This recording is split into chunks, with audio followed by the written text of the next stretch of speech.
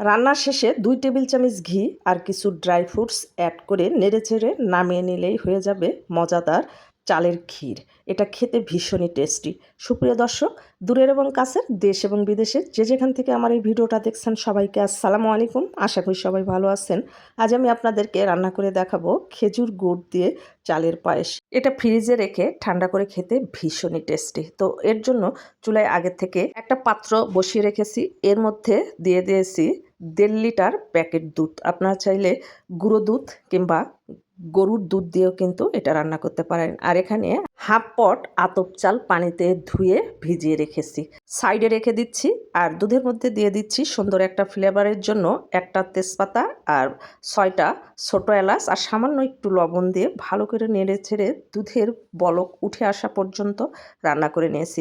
এখন অ্যাড করে দিচ্ছি আগের থেকে ভিজিয়ে রাখা চালগুলো রান্নার অন্তত 1 ঘন্টা আগে ভিজিয়ে রাখবেন। এতে করে চালগুলো খুব দ্রুত সেদ্ধ হয়ে যাবে। তো চালগুলো দেওয়ার সঙ্গে সঙ্গে কিন্তু নাড়াচাড়া করতে হবে আর অনবরত নেড়েচেড়ে চালগুলো একেবারে ভাত হয়ে আসা পর্যন্ত রান্না করে নিতে হবে। আর যখনই চালগুলো সেদ্ধ হয়ে আসবে তখনই এইভাবে ঘুরিয়ে ঘুরিয়ে একটু রান্না করে নেবেন, তাহলে দেখবেন ভাতগুলো ছোট হয়ে গেছে। আর যখনই সবগুলো চাল সেদ্ধ হয়ে যাবে সেই পর্যায়ে অ্যাড করে দিতে হবে চিনি অথবা গুড়। তো আমি এখানে খেজুরের ঝোলা গুড়গুলো যেগুলো থাকে সেগুলো নিয়েছি। আর পায়েস বা পিঠাতে খেজুরের ঝোলা গুড়টা দিলে বেশি টেস্ট আসে। যদি না থাকে চিনি দিয়ে রান্না করতে পারেন।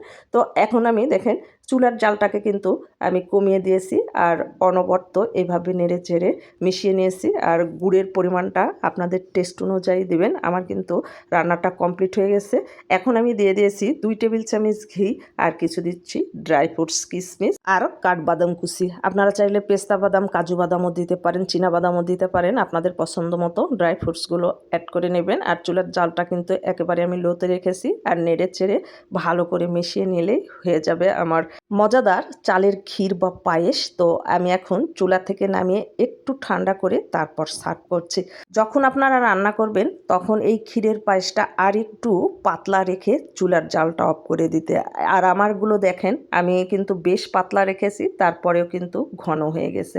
তো দেখেন আমি সার্ভিং ডিশে সার্ভ করে নিয়েছি আর উপর দিয়ে আবার একটু কিশমিশ আর কাঠবাদাম কুচি দিয়ে গার্নিশ করে নিয়েছি। আপনারা চাইলে যে কোনো কিছু দিয়েই কিন্তু এটা গার্নিশ করে নিতে পারেন আপনাদের অভিরুচি।